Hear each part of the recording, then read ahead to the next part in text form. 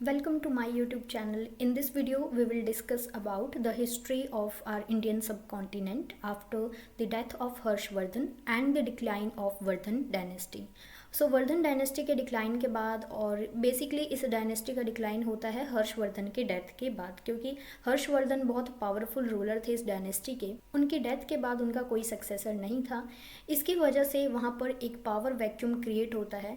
जैसा कि हमने पहले भी डिस्कस किया है हमारे सेमेस्टर सेकंड के अंदर कि जब पावर वैक्यूम क्रिएट होता है, जैसे कि कोई बड़ी डायनेस्टी है उसका डिक्लाइन होता है, सो जब किसी बड़ी डायनेस्टी का डिक्लाइन होगा तो रीजनल पावर्स जो है ना वो बढ़ जाती हैं। सो बहुत सारे छोटे छोटे लोकल रूलर्स जो हैं वो पावरफुल हो जाते हैं और वहाँ पे कोई एक बड़ी डायनेस्टी नहीं होती। सो उसको हम पावर वैक्यूम कहते हैं। और फिर कोई एक ऐसा पर्सन आता है, ठीक है, वो इतना पावरफुल होता है कि वो धीरे धीरे बहुत सारे जो छोटे मोटे रीजन्स होते हैं उनको कैप्चर करके अपना एम्पायर क्रिएट करता है और एक नई डायनेस्टी की शुरुआत हो जाती है। ठीक है, इसी तरीके से जब हर्षवर्धन की डेथ होती है सो यहाँ पे जो वर्धन डायनेस्टी है या एम्पायर है वो एकदम ख़त्म हो जाता है और इस पावर वैक्यूम को फिल करते हैं यशोवर्मन। ठीक है, ये वर्मन डायनेस्टी के रूलर हैं, पहले रूलर हैं और इन्होंने ही इस डायनेस्टी की शुरुआत की थी। अगर हम इनके टाइम पीरियड की बात करें, इस डायनेस्टी के टाइम पीरियड की, सो इस डायनेस्टी ने मिड 7th सेंचुरी से लेके लेट 8th सेंचुरी तक रूल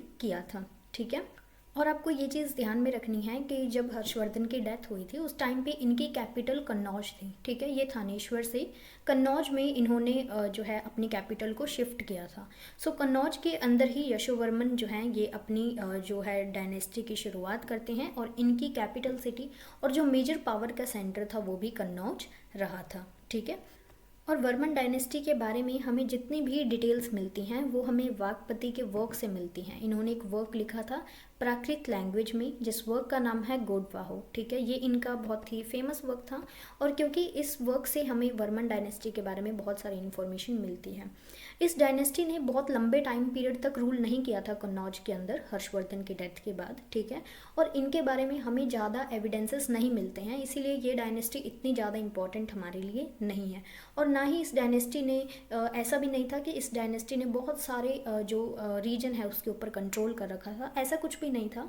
इसीलिए ही हम इस डायनेस्टी के बारे में इतना ज़्यादा डिटेल में नहीं पढ़ते हैं। इसके अलावा कुछ जैन क्रॉनिकल्स हैं उस टाइम की और कल्हन के जो वर्क लिखे गए हैं उनसे हमें इस डायनेस्टी के बारे में बहुत सारी इन्फॉर्मेशन पता चलती है। इस डायनेस्टी में जो बाद के रूलर्स आए थे, किंग्स आए थे, उसके अंदर अम्मा, दुंडुका और बोज ये किंग्स थे जो बाद में आए थे इनके बाद यशोवर्मन के बाद।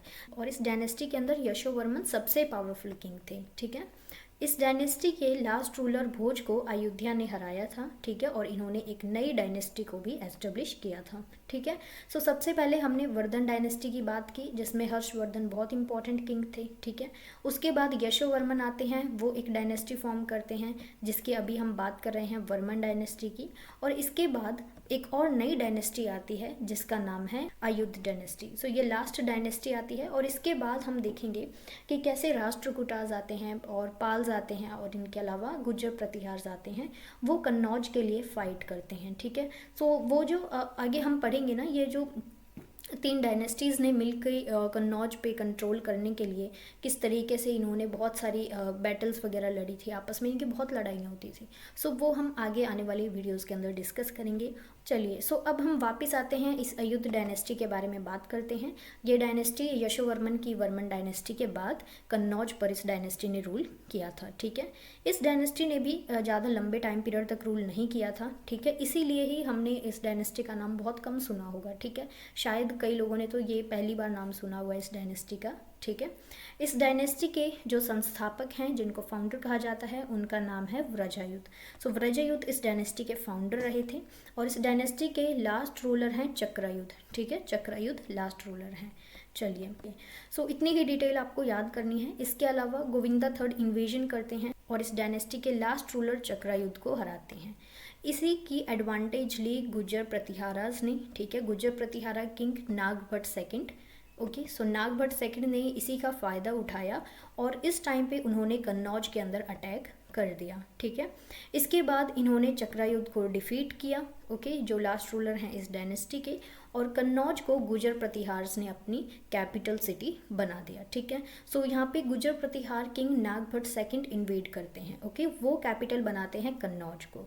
ओके, और इसके बाद ये जो अयुध डायनेस्टी है इसका एंड हो जाता है और ये डायनेस्टी पूरी तरीके से ख़त्म हो जाती है। ओके, सो ये हमने डिस्कस करा है कि हर्षवर्धन के डेथ के बाद कन्नौज और उसके जो आसपास वाला रीजन है वहाँ पे कैसी स्थिति थी। ठीक है, जनरली जब हम हिस्ट्री को जब पढ़ते हैं सो सबसे पहले हम डिस्कस करते हैं कि हर्षवर्धन की डेथ के बाद गुर्जर प्रतिहार, राष्ट्रकूटाज और जो पाल रूलर्स हैं इनके बीच में जो है वो कॉन्फ्लिक्ट चल रहा था। ठीक है, लेकिन हम इन दोनों डायनेस्टीज़ को मिस कर जाते हैं। ये डायनेस्टीज़ भी आपको पढ़नी है क्योंकि हम यहाँ पे हिस्ट्री को डिटेल में डिस्कस कर रहे हैं। सो वर्मन डायनेस्टी और अयुध डायनेस्टी, ये दोनों डायनेस्टीज़ भी इम्पॉर्टेंट हैं आपके लिए। ठीक है, सो देखो इन दोनों डायनेस्टीज़ के बारे में हमें इतनी ज़्यादा डिटेल्स नहीं दी गई हैं। सो ज़्यादा डिटेल्स के अंदर हमें नहीं जाना, लेकिन हमें पता होना चाहिए ताकि जब हम एग्जाम में लिखें तो हमें थोड़ा आइडिया हो।